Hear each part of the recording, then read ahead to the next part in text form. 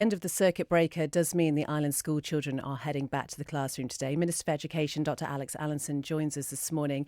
I suppose from your point of view, Minister, very important to get people back into education now. Yeah, good morning. It is, and I'd just like to thank the teachers for all the work that they've been doing throughout this lockdown to support distance learning, but also thank parents because it's been really difficult for them. The last lockdown was hard. This one, it being in January, is even harder, I think, for a lot of people. So it's great that we can get kids back to school this morning, but we know we've got to look after not just their learning, but also their well-being as well. Speaking about looking after people's well-being, I wonder how confident teachers feel going back without having been a vaccination priority.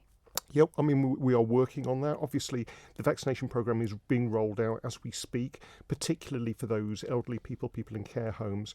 But we will make frontline workers, particularly teachers, but also all the other people who work in schools, the dinner ladies, the caretakers, a priority as well when we get to that phase.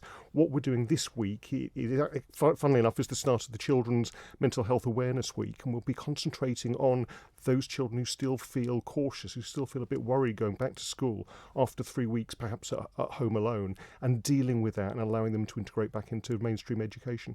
Now, it is half term, a fortnight today. Was any consideration ever given to delaying that, given how much time has already been lost this year? We've been working very closely with teachers and schools, and if you've been doing remote learning as a teacher, you are exhausted by now. It's a lot harder to teach 20, 30 pupils online than it is to get them in one class, and teachers have been working above and beyond to do that. So it's really important that we have a bit of a break at half term, we regroup, families get together again, spend some quality time, and we will get back on track. Looking at the long-term impact then on students' education, there are calls in the UK for children to be allowed to repeat a year. Obviously, their lockdown has been a lot lengthier.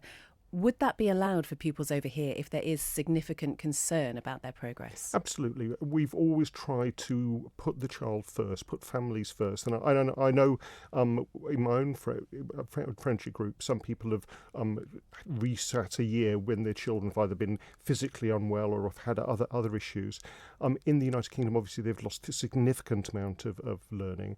And so that is an option. What we want to try to do is catch up to make sure that people are back on track to go for the next stage of their education, whether that's moving up to secondary school, moving up to the sixth form, or even going to university, and make sure that people's education isn't a victim of coronavirus. Now, as teachers are going to be back in the classroom, online lessons won't be available anymore. You have said if people are specifically concerned, they don't have to go back at the moment. Doesn't that mean, though, they're going to be in danger of falling even more behind? What we've been saying is we understand people's concerns and anxieties, particularly those parents who, for medical reasons, may have been shielding. What we'd like people to do is please have a chat to your teachers.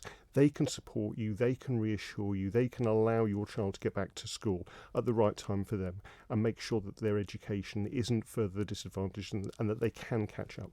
And just finally, what measures are in place should a pupil or a teacher display COVID symptoms now? What we've always said is that if you feel unwell, don't go to school. If you've got any symptoms that might suggest COVID, dial 111, get some advice, get a test, but not to go into school. Similarly, we've got some very good plans in all schools for those pupils or members of staff who may get unwell while they're there, and ways of dealing with that, and supplies of PPE.